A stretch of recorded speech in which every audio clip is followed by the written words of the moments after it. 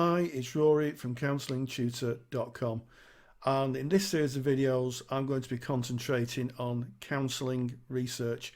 A lot of courses now have a component in them or a project in them where students or learners are asked to do some kind of research, and one of the things I'm going to be explaining and overviewing, if you like, is the different terminology in research, in counselling research, in the hope that it'll make your research projects just a little more interesting maybe, or maybe just generally help you out with some of the terminology. So I'm going to start off this series of videos with the terms nomothetic and idiographic, and those are two terms we find them in the world of psychology more than we do really in counselling, but they're really important terms because they set up the way that we start our research project and what we want to find out. So as we go to the PowerPoints, I'm going to show you what nomothetic and idiographic mean and how they're applied in research. I've entitled this slideshow Psychological Terminology, Nomothetic and Idiographic Approaches Explained.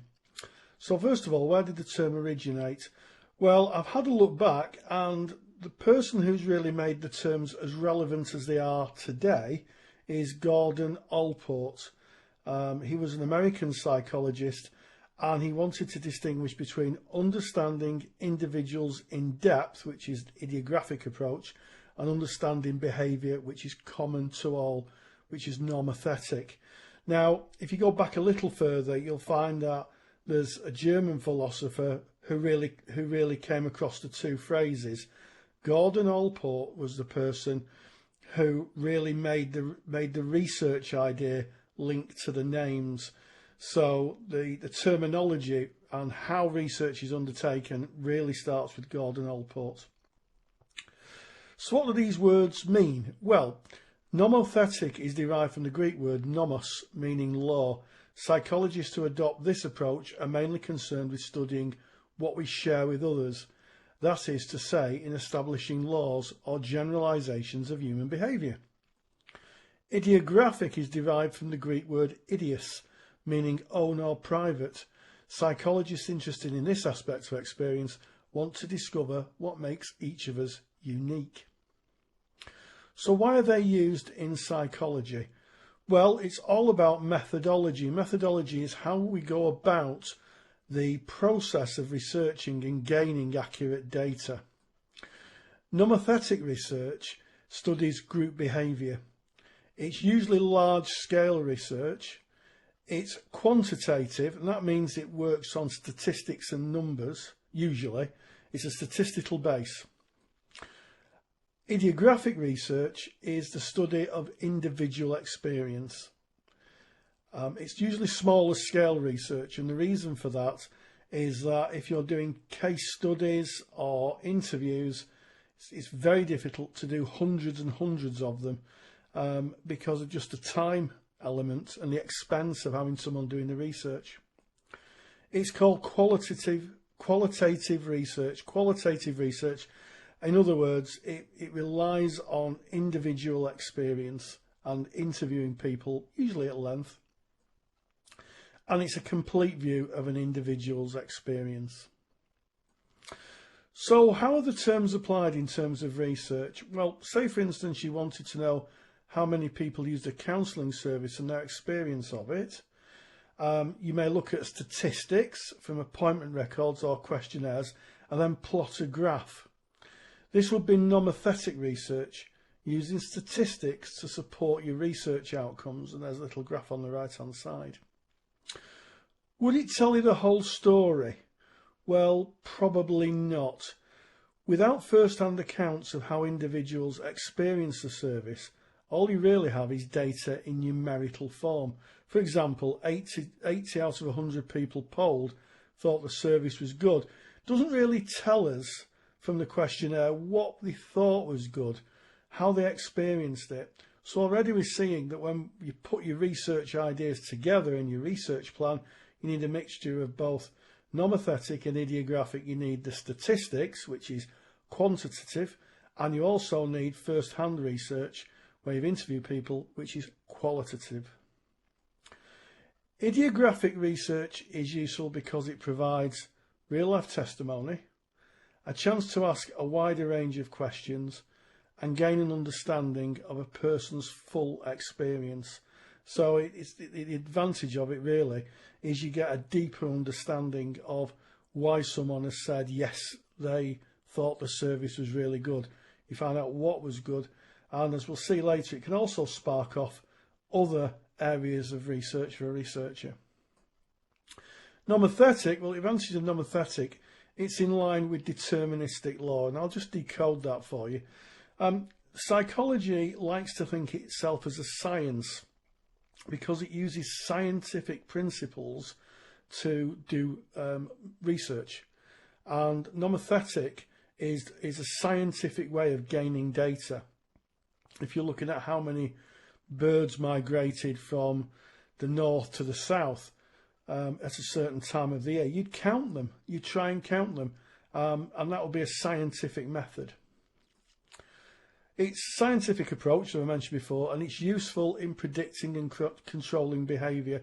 So if I was building a shopping centre and I wanted to know how many people used entrance A and not entrance B, I could count the people going through, and then from there I could try and work out why people preferred entrance A and not entrance B. That would be another area of research. So it's scientific, it predicts and controls behaviour. And if you want to think of a wider area of that, think speed cameras. If I was thinking about slowing people down on a road, I could put a speed camera up and I could actually count how many people slowed down after the camera was installed, how it reduced speeding. What I wouldn't be able to know using the counting of cars method, if you like, is why people slowed down. Some people may just want to obey the law, and it certainly wouldn't tell me why people broke the speed limit. It'd only tell me that people did. It reduces researcher bias, and as we'll look at in a minute, with idiographic research, you can get researcher bias, and this has come up in some research studies, certainly with Freud and Piaget, and we'll look at that in a moment. Nomothetic, the disadvantages, well, it's a superficial understanding of any one person. Even if two persons have the same IQ or intelligence, they may have answered the questions for different reasons in the test. Individuals may display the same behaviour but for different reasons. That takes us back to the speed camera, doesn't it? Two people going past the speed camera on a road, on a busy road, may go through it under the speed limit. But one may be absolutely frightened of getting caught because they've got 6 points on the licence. But one person may just think that it's the right thing to do to drive at the speed limit. So it doesn't really tell us why people behave in the way they do. It just tells us that people behave in a certain way. The advantages of idiographic research, well, it's a more complete and global understanding of an individual, sometimes the most efficient, and it often leads to results that set off another area of research. So by talking to somebody and asking them their experience, you may think, oh golly, they brought something really interesting up which I hadn't thought of, so I'll go and research that as well. The disadvantages of idiographic, it's difficult to generalise findings, and people would point to Freud and Piaget. They created universal theories on the basis of a limited and unrepresentative sample. So they did idiographic research, they talked to people in case studies, but because of the difficulty of doing massive idiographic research, because you have to sit in front of people and take testimony and record what they have to say and then play it back, and you can't do that 1,000 times. Well, it's very difficult to. It's sometimes only done on a small scale, and the people who kind of the detractors from idiographic researchers say, well, it's really unrepresentative, it's too small a sample. Idiographic research tends to be more unreliable and unscientific. It's subjective, long term, and unstandardized procedures prone to researcher bias. When one undertakes research, the idea is that you try and take out confounding variables. In other words, areas in the research which may lead to someone giving you a different answer. So, for instance, a confounding variable would be if you're interviewing somebody in a counselling room, and you had on the wall behind you when you're interviewing them, our counselling service is rated one of the top in the country. That could be seen as a confounding variable, because it could lead to the person being biased when they're giving you the answers. They're seeing the poster behind them. So you have to be careful. And also, it's subjective. When someone reads somebody's testimony or an interview, they're maybe picking out the pieces of it they want to support their ideas. And that can be researcher bias. So, say for instance, someone was being interviewed about the food in a restaurant, and they said that 3 of the courses were just horrible, but at least the coffee was nice. A researcher might say, oh, well, overall the coffee was nice and he really enjoyed the coffee. However, that would be biased, wouldn't it? Because he or she would be missing the fact that they've talked about the food not being really good. I hope you found this video on research methods in psychology and counselling research interesting. In the next video, I'm going to be looking at ethics, what to consider about ethical behaviour when undertaking research in counselling or indeed psychology. If you like these videos, then please give us a thumbs up, subscribe and share. And as always, thank you for watching. Thank you.